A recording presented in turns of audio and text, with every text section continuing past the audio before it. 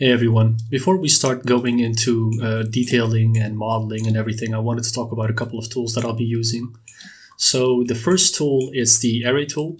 And what that basically does is, let's say you have like a set of windows or a set of doors or whatever, and you want to space them out equally.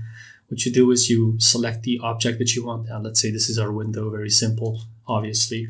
You go to add modifier, you go to array, and voila, you have your evenly spaced out window, and you can choose the which factor you want, so the x-axis, y-axis, or the z-axis. Let's just check this out. If you put it on the z, it goes up. You can even space them out even more, and this is just a super useful tool to be more precise with what you want to model. So the second tool I want to talk about is so let's say this is our wall, right, and I want like to have a shape within it. And obvious, like maybe I want like an arch type of shape, which is my doorway or something. So obviously what you can do is, you can just go into the edit mode and then press let me just turn this on real quick, screencast, so it's more clear for you guys.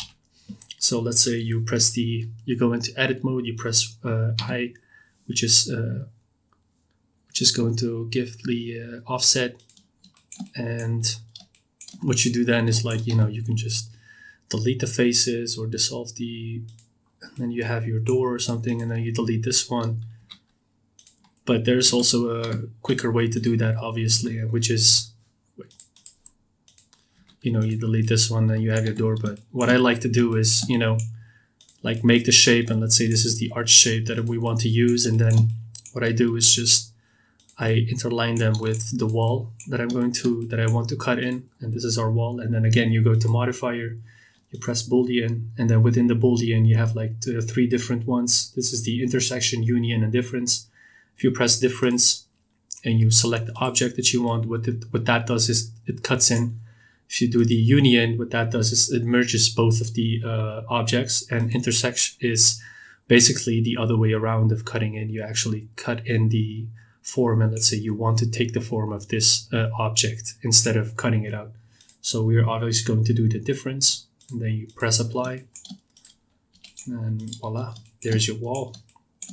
And the third one I wanted to talk about is the tool decimate. Now, let's say you have like a super heavy scene, and you don't want to add a lot of polygons to it, because obviously the heavier the scene, the longer the render time. So what I usually do for this is, let's say this model would be like 1,000,000 or something polygons. So what you do is, again, you go to modifier, you press decimate, and then here in the ratio or in the face account, you can see how much polygons it has. So if we go to edit mode, this is what it has right now.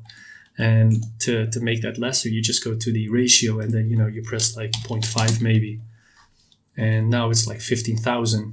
And then if we apply it, you see, if we put them next to each other, you notice that you barely see the difference. And it's just a quick way to save us, space and RAM and memory and everything.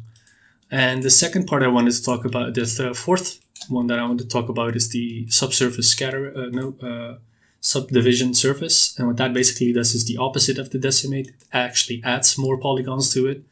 And this you could use for, like, let's say you have like a displacement or something, and the displacement, you want it to be a bit more clear, or like you want the bumps to be a bit more sharp. So what you do is just you add the subdivision surface to it, and the more you go up. So let's say now it's on 1, and obviously you can go to 2, 3, 4. Let's just press like apply, and then we can see the difference. And then if we go to decimate right now, you see that it's 88,000 instead of the 25,000 that it was before. Just a quick way to add more polygons to your model and to make it look more sharp. And the fifth one is the quick shape tool.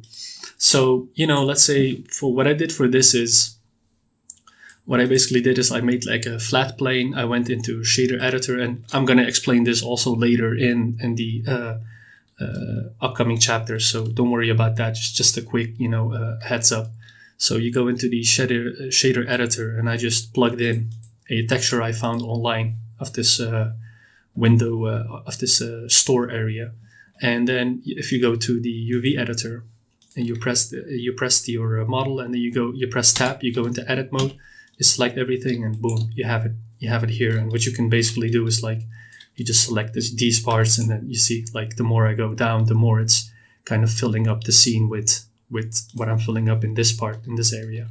So let's say we wanted something like this. And now there's different ways of cutting in the form, right? So you have like the knife tool, and what I usually do is the bisect tool, what I usually use. And like if I didn't have an add-on, obviously. So the bisect tool is basically when you have it on, you select everything, and what you do is you drag, and then you have your, you have your forms. And then you do this again, A, you drag, and then you do this again, A, and then you drag again. And then now if we go to edit mode, now you see that I can kind of, pull that off, and we have different layers of walls and stuff. But let's say you want to do this in a quicker way, right? Instead of like doing this, like making lines and everything, you want to save yourself time. This great add-on made by Jama and his team. It's also like quick shape, quick deform, and it's quick curves, but we'll be talking about quick shape and deform right now. So the cool thing about this is all you have to do is like you press Shift F, and now it's on. So let's just put that off, and you see the F is for depth, and I just hold the F and then kind of go to the left because I don't want any depth. That basically means that when I cut in, I don't want it to already make like a pre-made depth. So I don't want it to push it. I just want the forms so that I can push it out later. And then when you press Control D, you can kind of see the differences. You have lassos, you have n-gons, you have circle. There's a lot of different options that you can check out. But what I mainly use is like the box and the n-gon or lasso. So let's say we press the box, right? And then after that, what I do is I press, if you press Control and you do this, what that basically does is it deletes it. And if you press Alt and you hold it in, you see that? It's just making in the forms really quick for us instead of like doing it manually every time, right? Look how fast this is, right? And if we go to lasso, and let's say like, this area, there's like some details or something here. All you do is just, you have the lasso on now. Check this out. Bam. There you have it. And then once we go back into edit mode, now we can kind of, give that bump here and pull those out and in and out and whatever, like whatever suits you the best.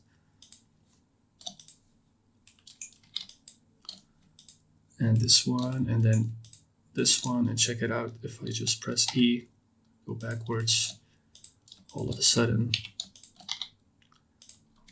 you see that?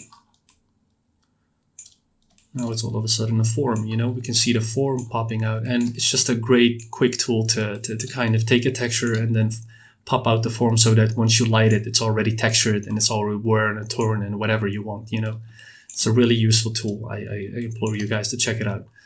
And last but not least is the quick deform tool.